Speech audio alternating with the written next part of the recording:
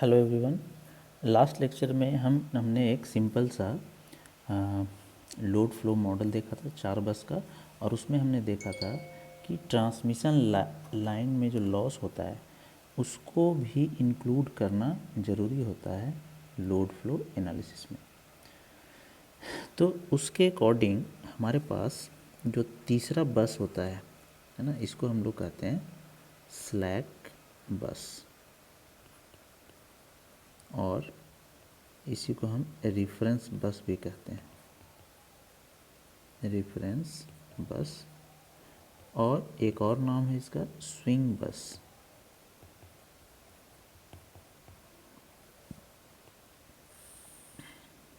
ठीक है, तो अब इसके अकॉर्डिंग हमें पता है as we know losses in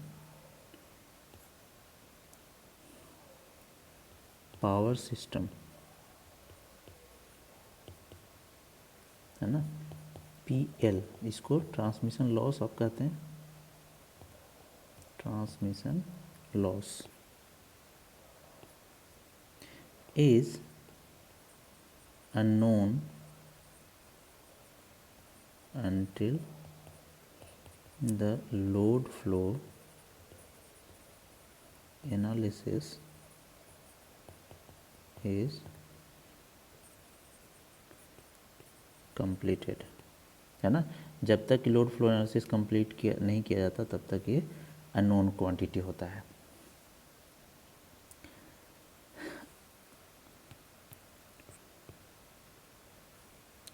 For this reason, generally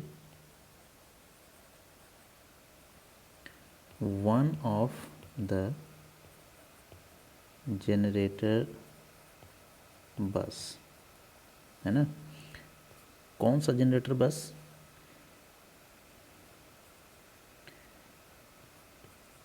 generally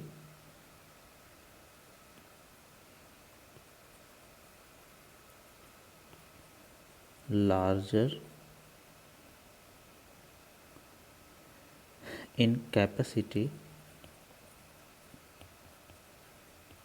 with all facility,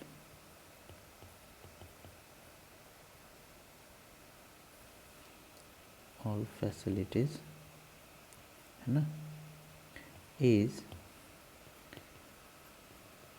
taken as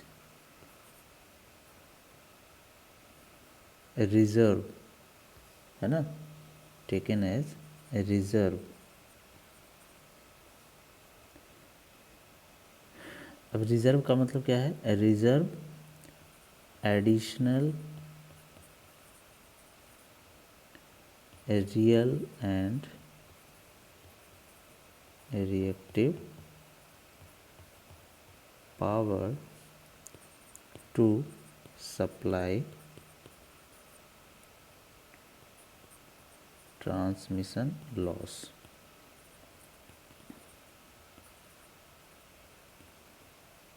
ना, अब रियल पावर की ही बात करें हम, है ना, real power to supply transmission losses. जो भी ट्रांसमिशन लॉस होगा उसको सप्लाई करने के लिए हम क्या करते हैं कि जनरली जो भी जनरेटर बस हमारे पास हैं उसमें से किसी एक जनरेटर बस को हम लोग ऐसा बनाते हैं, ऐसा उसको सेलेक्ट करते हैं। और किसको सिलेक्ट करते हैं? वैसे ही जनरेटर बस को सिलेक्ट करेंगे जिसका कैपेसिटी ज़्यादा है और all facilities are available at that generating unit. उसी को हम ले लेते हैं taken as reserve additional real power, है ना। मतलब उसके पास रियल पावर जो है वो एडिशनल काफ़ी सारा रिजर्व में अवेलेबल है उसके पास। वैसा ही हम जनरेटिंग यूनिट को, वैसा ही उस जनरेटर बस को हम सेलेक्ट करते हैं। This type of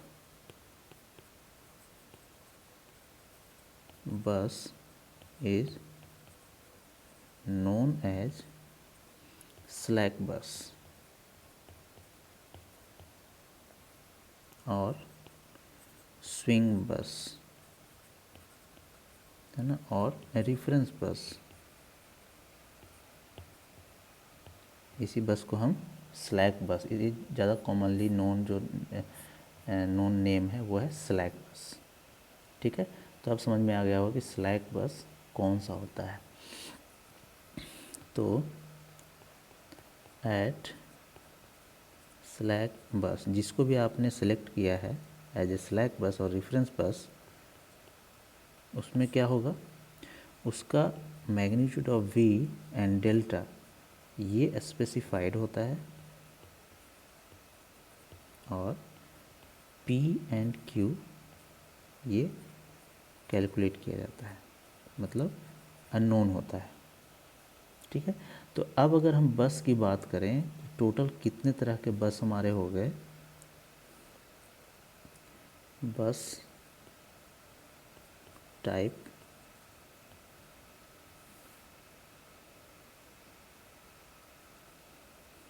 quantity specified,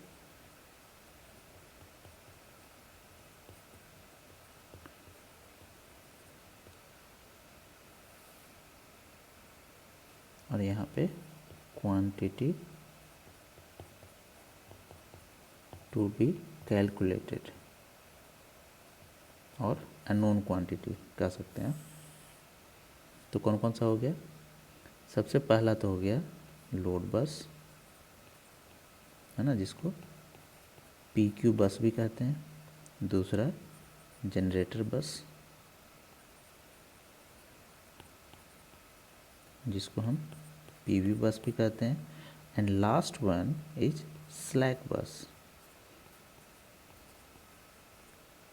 slack बस।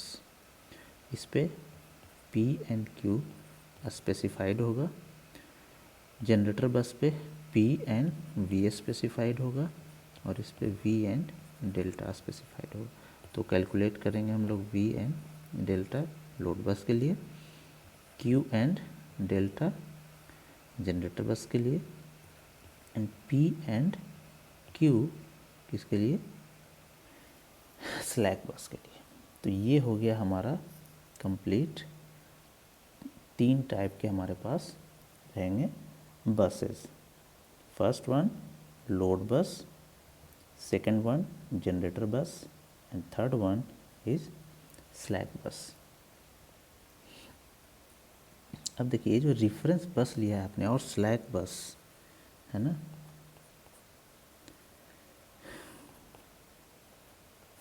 The phase angle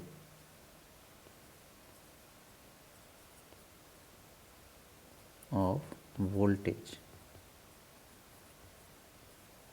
at the slack bus is generally taken as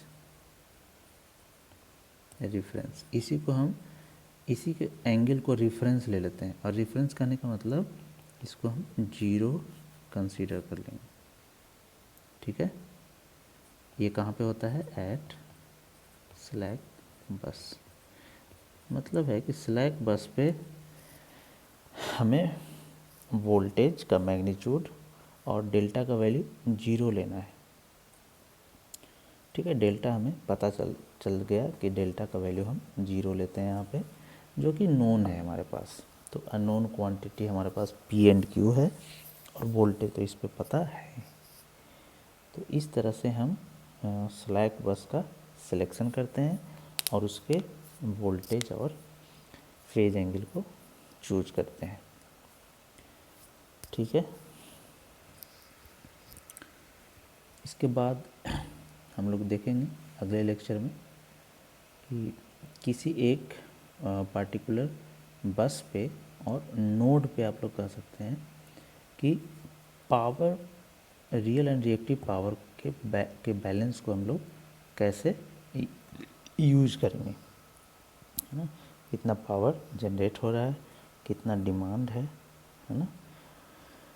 तो उन सब चीज़ों को हम लोग देखेंगे अगले लेक्चर में। ठीक है, थैंक यू वेरी मच।